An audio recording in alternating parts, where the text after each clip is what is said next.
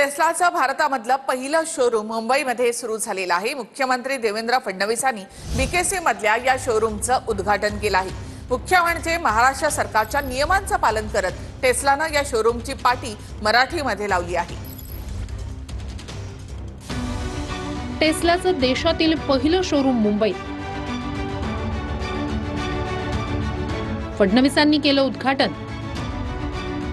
Elon मस्कची Tesla आता भारतात। 5 सेकंदात 100चा स्पीड, 15 मिनिटात फुल चार्ज। 15 मिनिटांच्या चार्जिंग मध्ये 500 किलोमीटरचं अंतर कापणार। ऑटो पायलट मोडची व्यवस्था। किंमत 61 लाखांपासून सुरू।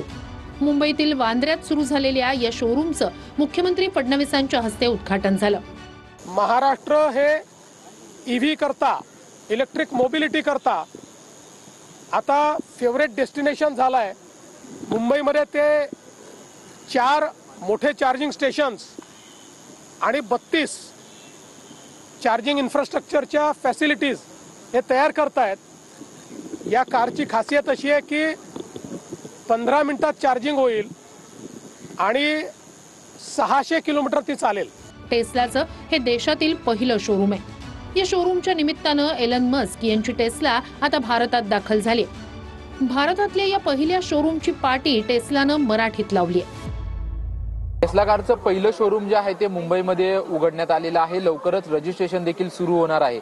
परंतु टेस्ला कार जी आहे ती संपूर्णपणे इलेक्ट्रिक असणार आहे आणि पर्यावरणपूरक जी आहे ती टेस्ला कार असणार आहे। त्याच्यामुळे याचं चार्जिंग स्टेशन नक्की कशा पद्धतीचे असेल हे देखील आपण पाहणार आहोत।